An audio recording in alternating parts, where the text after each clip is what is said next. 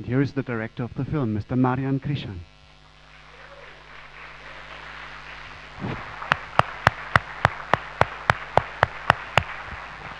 And the director of the film festival in Locarno, Mr. Olivier Pere.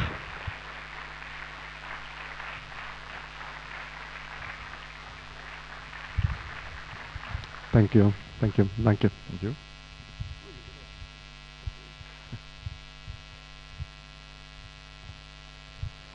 Well, of course, I saw the film before, as you can imagine, a couple of times, but it was always on DVD, and it was a privilege to rediscover the film, your film, on a big screen, and it was a beautiful screening, especially because of the huge number of dark shots in the films, were always more spectacular on a big screen than on a TV, and shot at dawn and of course at sunrise.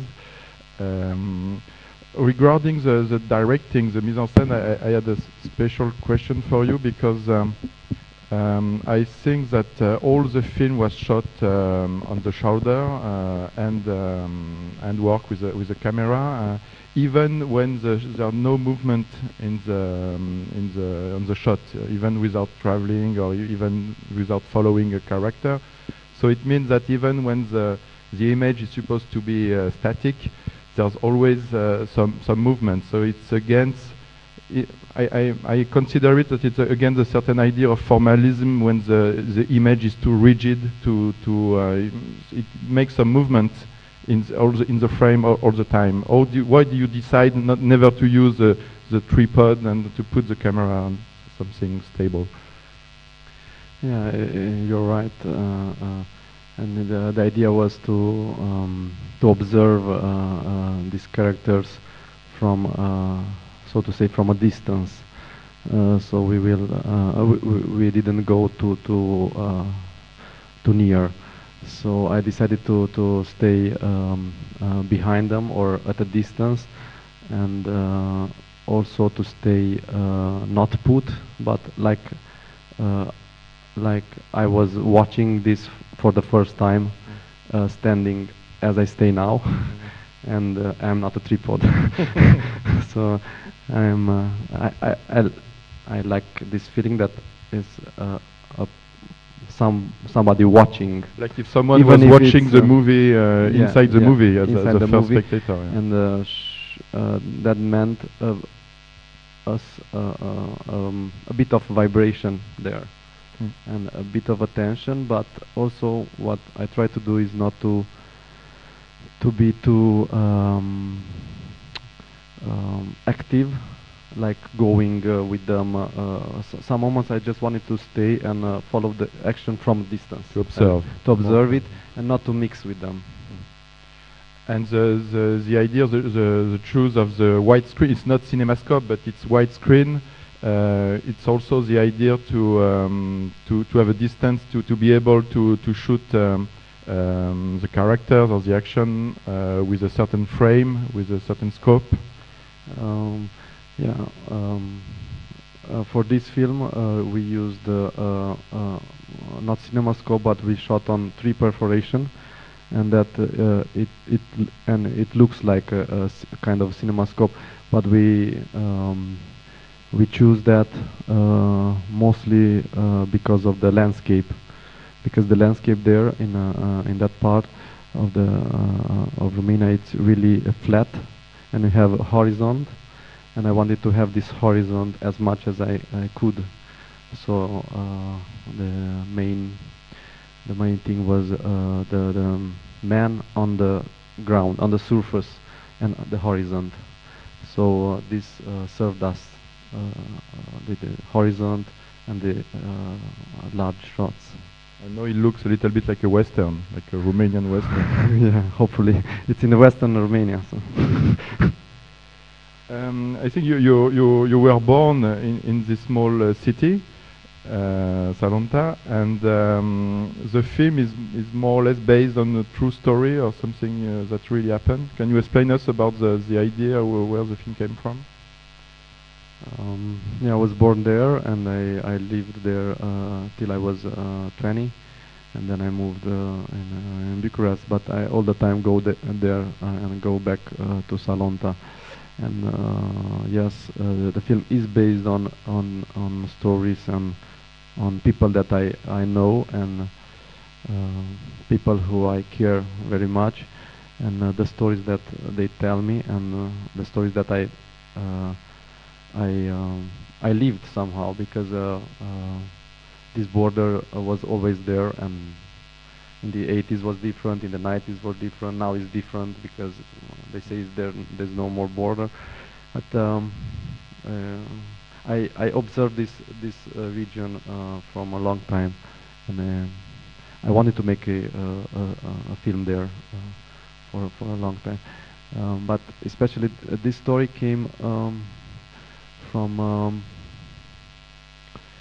a particular news that it was coming in a local newspaper in Salonta in winter 2008, and it said simply that some immigrants were caught near the border in a canal, and it was nothing more than that. But the fact that it was February and it was really cold outside, and I was inside my house there, and I was in the warm with the family, and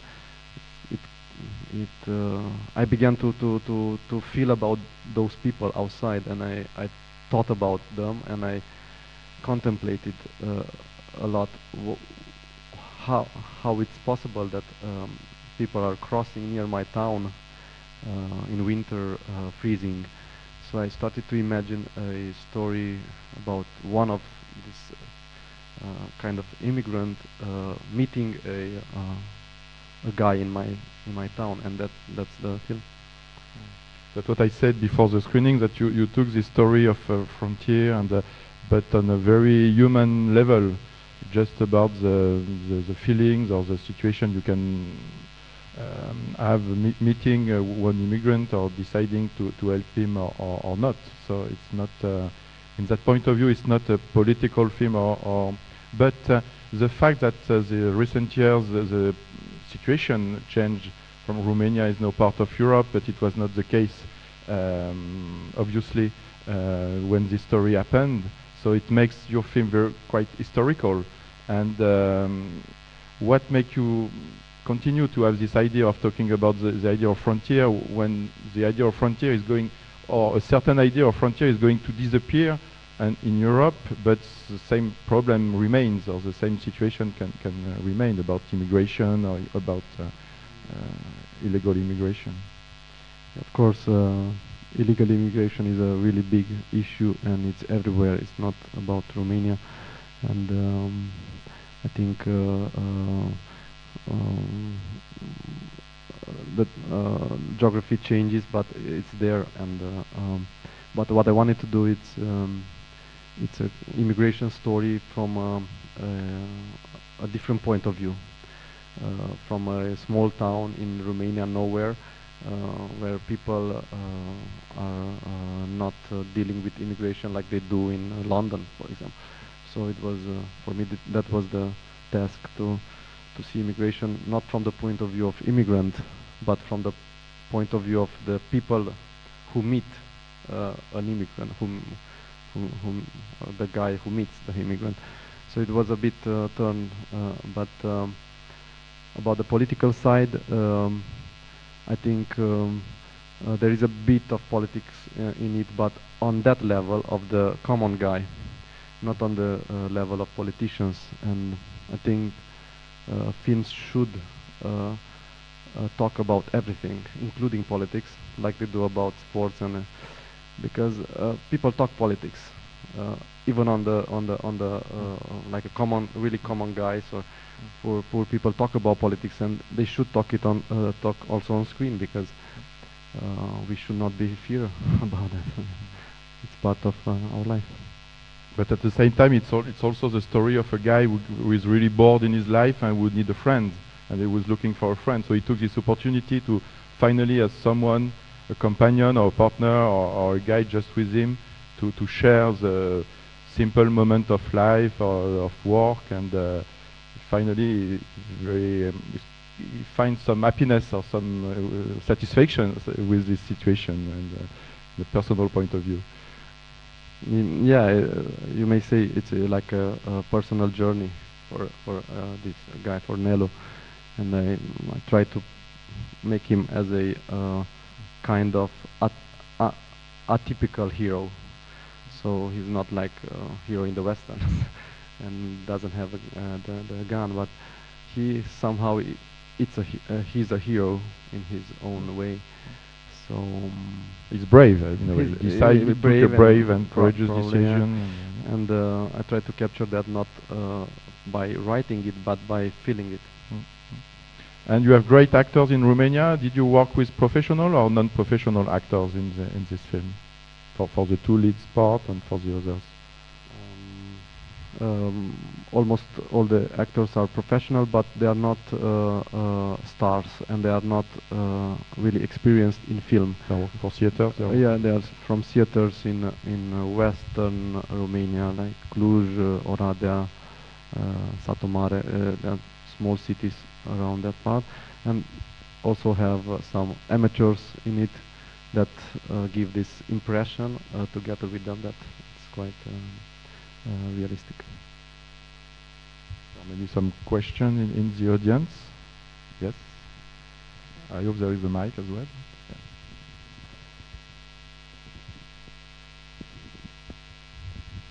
Hi. I was really curious about your decision to leave out subtitles for the Turkish character, and I was just wanted to know, I was curious about the decision.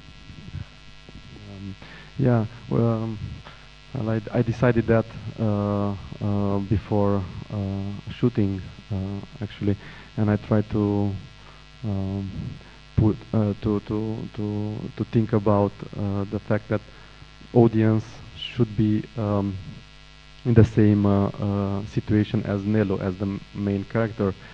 So audience should not be wiser than Nello. So that's why I try to give you the feeling that you don't understand either, because Nello didn't understand anything. So I think it's fair for the character, and it's. What about those who understand?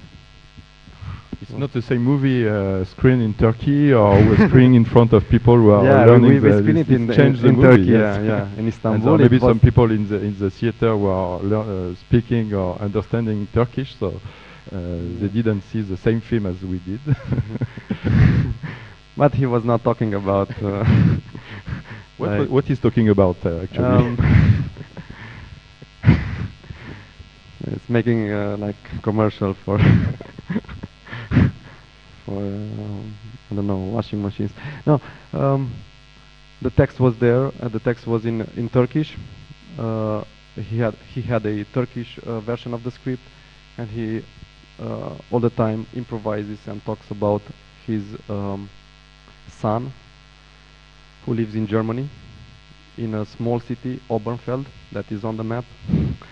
It's not Berlin; it's a small city, and he all the time says this, that he wants to go to Alemania to his son, and he explains that he sold the farm and the house in a village in Turkey, things like that.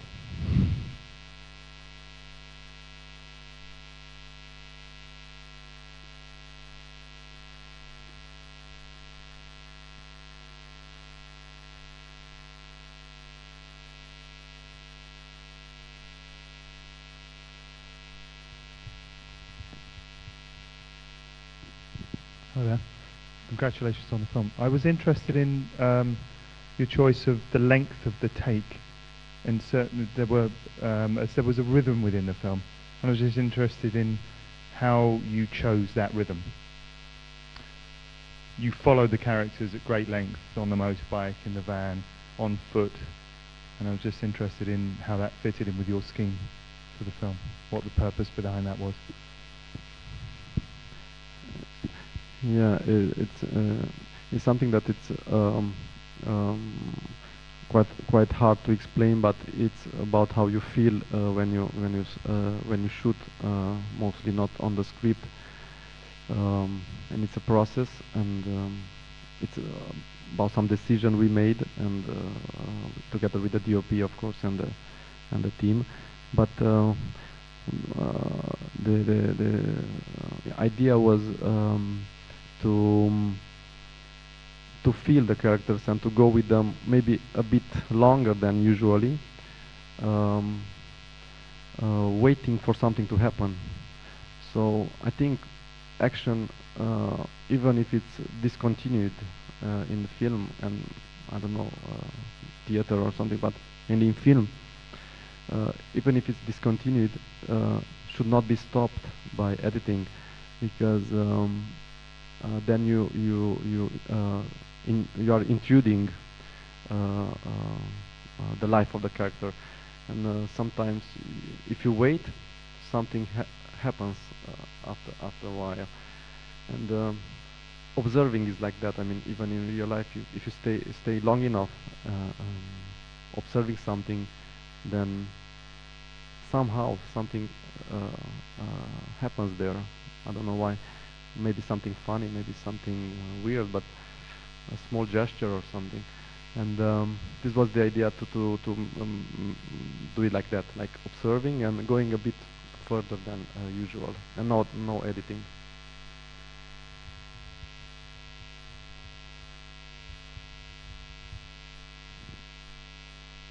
Here's a question of the, yeah.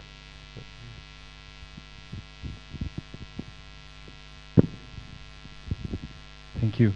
So the end is to some extent open, but on the other hand, it's probably rather clear that they'll be caught. So why did you decide on this kind of end?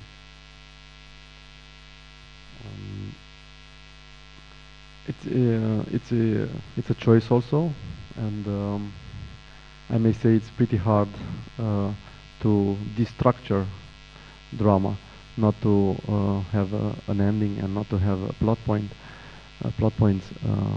But it was part of what we wanted to do, is not to feel like it's made by us, and in the end we try to leave things a bit ambiguous, so the theme would not be again would not be immigration, or would not be something really definite. We wanted to have this pure and simple. We wanted to have this man on earth walking, and leave it like that, because you don't know where he is actually, which country or which continent, or which he's on earth. Thank you. But what is important at the end is also to show that Nehru is taking a high risk and something important and brave, but that can put him in a difficult situation. So yeah, of course, and you can say the end is there with Nello. This is like a kind of coda. The last shot is just an extra shot that is giving another hint, but maybe the helicopter shot is the helicopter shot important. maybe is the most powerful for the end, for the meaning of the end. for the meaning of the end. Yeah. Because you're, as a director, you're making this decision to end the film like that. But is it faithful to the truth, or to what really happened with the? It's true, because when you cross a border, even if it's an open border like that, when you cross it like they cross in the end, it's not like it's not noticed. It's noticed because all the borders are really watched. I mean, even if they seem they are not secured, but they are really watched, and I research a lot, and that border it's watched meter by meter. I mean, you can't cross it like that. So of course it's an act of kind of courage for Nelo to do that, and but filmmaking is different than reality, of course. And for example, the end of this film was taking shape in the editing. not in the script writing, because somehow it's what I told before. The script ended with Nello and the helicopter coming, but the film ends with Bernhard walking. So editing is also really important and really, so to say,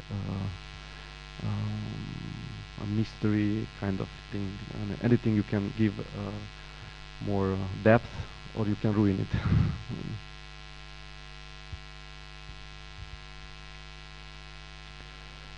I talked before the screening about the importance of Romanian cinema today, which is considered, and I agree with some, as maybe one of the most important, or maybe the most important in terms of quality in Europe today. I know it's hard for certain filmmakers, Romanian filmmakers, to talk about Romanian cinema or the new wave or the new generation of Romanian cinema in general, because they are all, I think, very old, talented, but also very strong individualistic person and artist. So I've never heard one of them talking as a group or as a community, even if they, I don't know you, but especially, but most of them came from the same neighborhood or in the same school, and they have the same, or more or less the same age. So how do you feel about Romanian cinema and about your position, your own position, and the fact that every year we have a great first Romanian feature, and the directors like Puiu, like Pombuiu, like Mungiu, are continuing making great films after wonderful beginnings.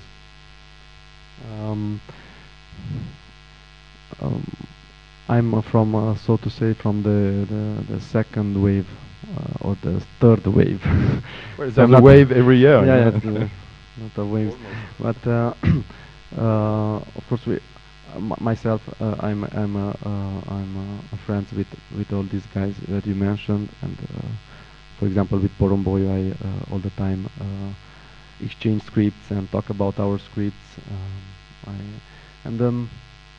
It's more like yeah, it's a bit tough because we are all successful, but what for me is important is not this wave, but for me it's important to mention the great Romanian directors before us, and all of these new directors, I may say, should recognize the influences of Pintilie, of Tatos, or Ciulei, to mention just three of the great Romanian movie directors, and then Steregulea and the others. So it's hard to explain the influences and the facts, because it's a small cinematography, the Romanian cinematography, and it's not really world known till now. But we are all influenced by great films made in Romania till the 50s, I think. Even before, with the Forest of the Hanged was the first film to go in Cannes if I'm not mistaken, 65 or something. But I don't know, in that period. And some of them filmmakers were your teachers. They teach, yes, of at course, school film. it's not fair not to mention them and not to recognize the influences, because for me, film. For example, for me, a film in the 80s called The Scenes. It's called Scenes. Sequences, like sequences in a film, made by Alexandru Tatos, is one of the greatest film